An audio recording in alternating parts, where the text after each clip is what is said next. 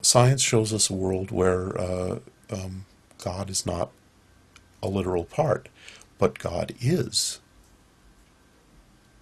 a literal part of the universe through us, through humans who came out of this universe, who are part of this universe, and who bring God into the universe.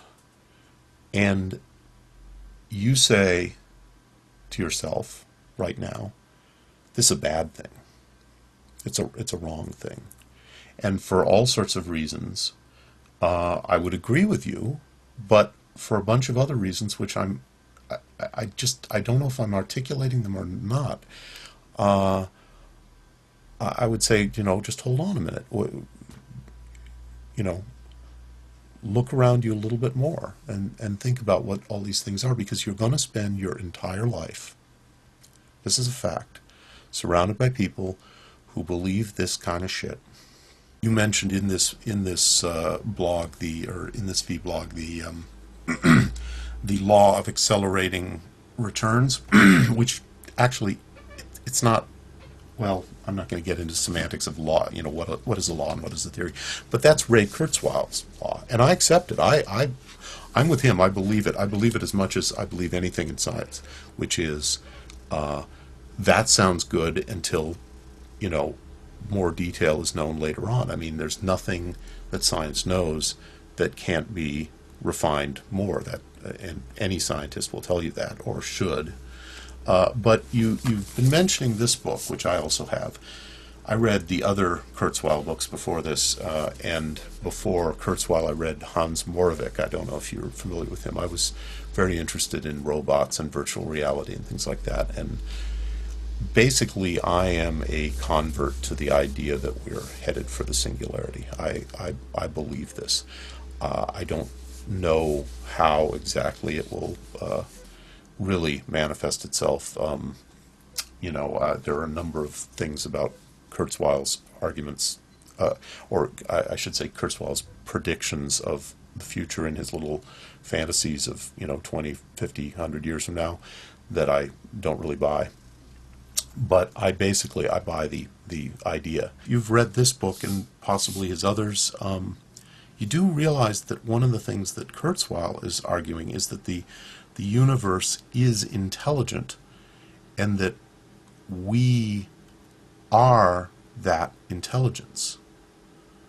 That the universe, that everything that is, has spit out the human race, and possibly alien races as well, but certainly the human race, as the intelligence of the cosmos. And he is arguing that our directed evolution, our science, our intellect is already and will speed up that our science is making the universe intelligent, and that this will accelerate. And what he's talking about in the singularity is the creation of a universal being. You are aware of that, aren't you? You did get that from his books, didn't you? He did call one of them the age of spiritual machines. And the other thing is, I really like it when it turns out that I can have a fundamental belief that I had changed utterly at this late date in my life. This book did something for me, or to me, that I'm delighted can still be done, which is change a fundamental belief that I thought was set in stone for me. And it involves Carl Sagan. I have always, since I was a child, always assumed that there were alien races out in the universe, because I knew the universe was huge, just unimaginably huge, and it just made absolutely no sense that we would be the only intelligent life in the universe.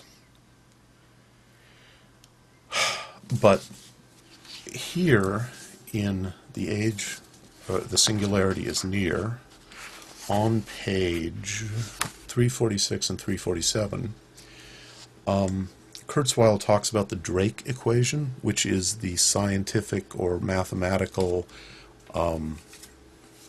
support for that very general idea that if in such a huge universe there has to be other intelligent life. And Kurzweil makes a very interesting point. The Drake equation is basically a series of assumptions about the time that it takes, what it takes, and the time that it takes to create for evolution to create a race of beings at our level of technological development. And when Drake did the Drake equation, he plugged in some reasonable sounding figures and came up with a result that there ought to be 1,250,000 radio-capable civilizations in our galaxy. And that statistically, therefore, there ought to be that many species sending out radio waves in our general direction. And that some of these ought to have reached us by now. But of course, as you know, certainly nothing conclusive has been found by SETI and various other attempts. Or maybe I guess that's really the only legitimate attempt to hear other races speaking to us. And Kurzweil makes a very interesting point that just blew my mind, and yet I completely accept it, at least as a working hypothesis for what might be going on, and that is that if you take this same equation and plug in other equally defendable estimates of how long it would take to create a radio-capable civilization, a civilization as intelligent as ourselves, you come up with a figure of 1.25 species in the galaxy. In other words, us, one species.